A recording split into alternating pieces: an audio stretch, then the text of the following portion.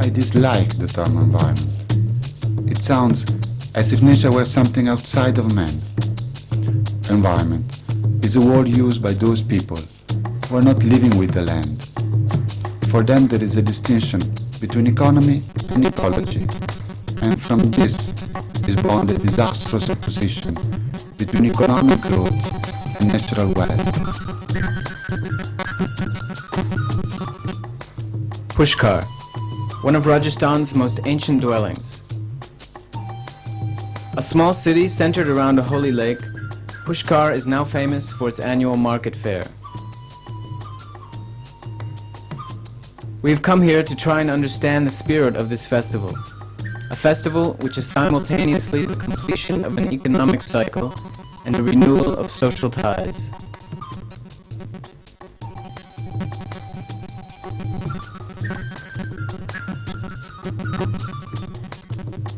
Once a year in Pushkar, buyers and sellers of livestock gather to exchange what in Rajasthan are the most basic assets of the people. The festival is celebrated during the days of the full moon of late autumn, which in Rajasthan corresponds to the beginning of its best season.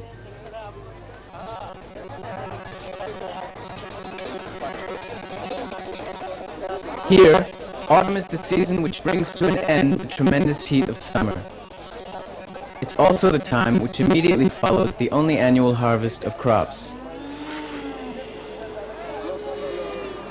In the economic cycle of the year, this is the peak period of gain, the moment in which the stores are full. It's the time for exchanging goods.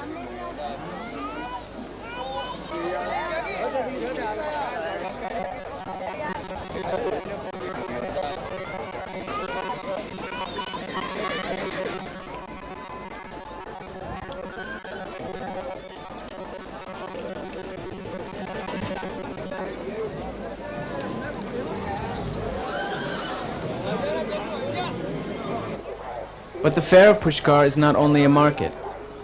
Above all, it's an event filled with deep significance for the people here, with the spirit of the festival culminating in the re-establishment of the communal links which unite society.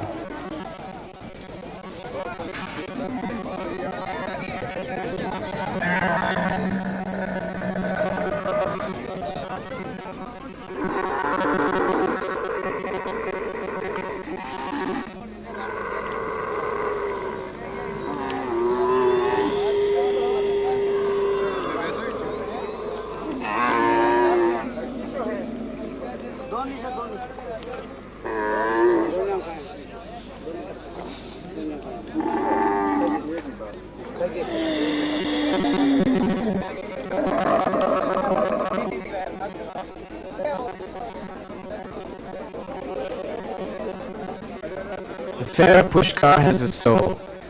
It has the quality of reabsorbing the individual's productive endeavors into a communal activity. Thus, the fair offers the possibility of transcending social tensions and of renewing social ties.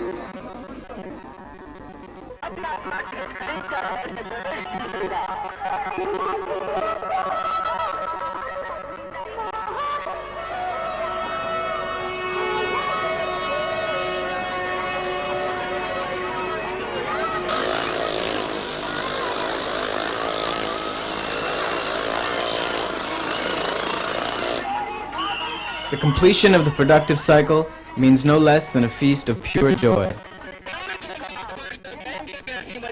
Despite the childish entertainment one finds at the fair, the atmosphere reverberates with vitality. As the people gather together, vent off the steam accumulated over the many hard days of work.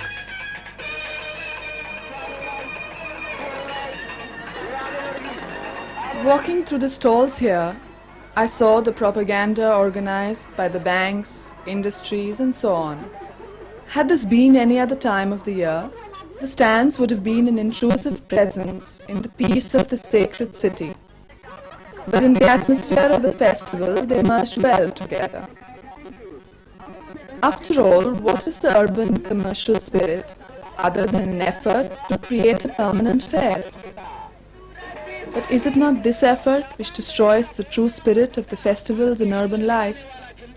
A permanent festival simply cannot exist. It becomes something where joy is make-believe, where there is no regeneration, but only repetitive individual amusement deprived of communal sentiment.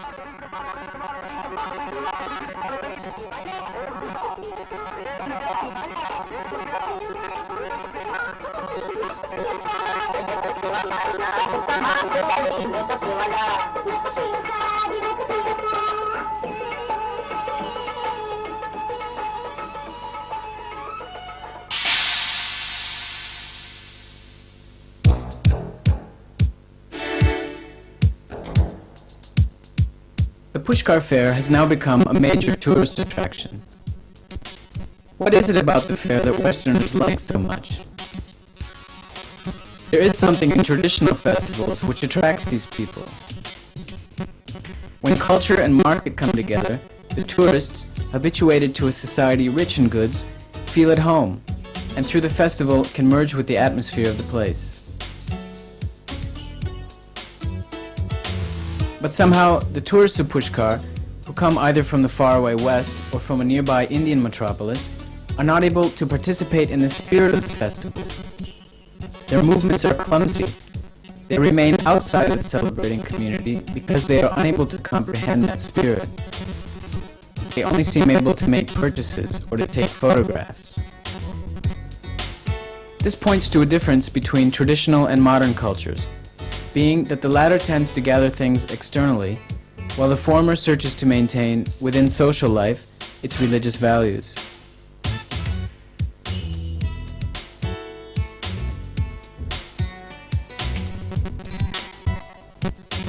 The core of the traditional spirit is not in the fair, not in the arts, not in the architecture, but in a religious faith. And at the core of Pushkar is its holy lake. Framed by temples, the waters of Pushkar are not only waters of life, but become, in the faith of Hinduism, vehicles of reintegration, the door to the supernatural life. The waters symbolize the origins, the unshaped roots of that which has form, the essence from which all of life emerges. On the banks of the holy waters, offers are made for one's ancestors, maintaining the thread which unites past and present.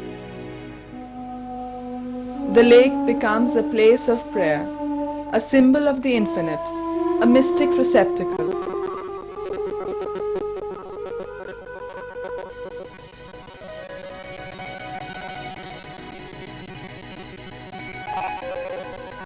It is for this reason that into these waters are poured the ashes of the deceased, giving to the living the hope of being reunited with their loved ones in the cosmic matrix.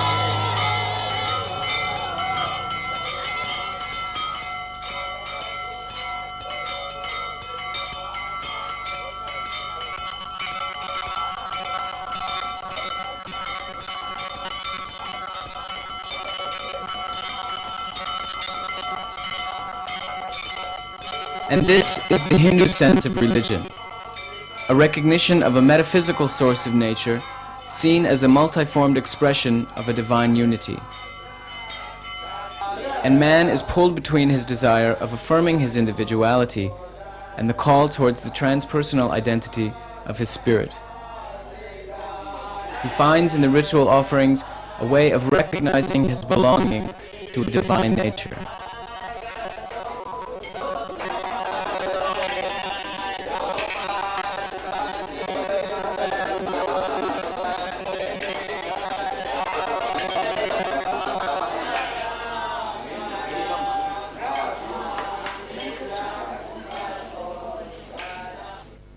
For the Hindu, water serves as a door, providing the necessary purification before having access to the transcendental facet of nature.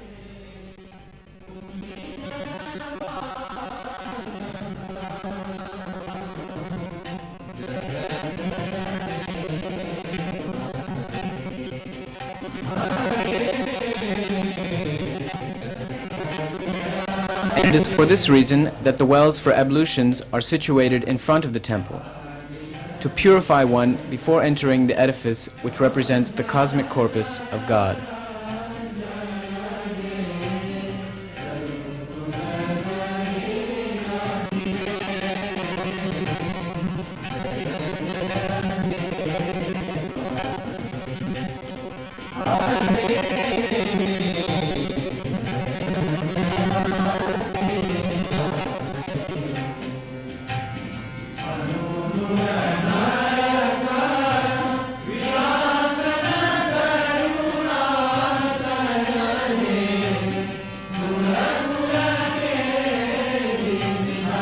When we look back to traditional societies, we realize that they have preserved something which we miss today. We admire the joyfulness of the traditional feast, and we wonder why we are not able to reproduce it in our modern communities. We have lost the capacity to recognize the sacredness of nature.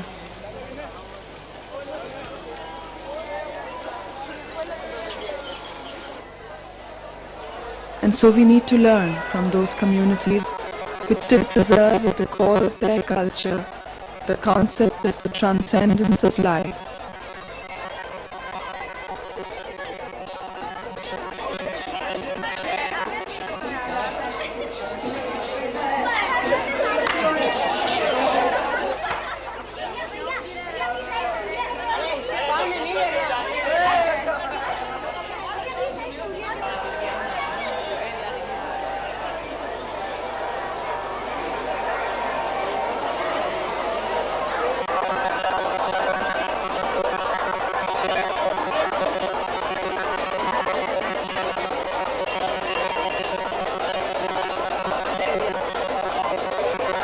In fact, only in communities where there still exists a bond of devotion towards the universality of nature can the environment acquire its full value.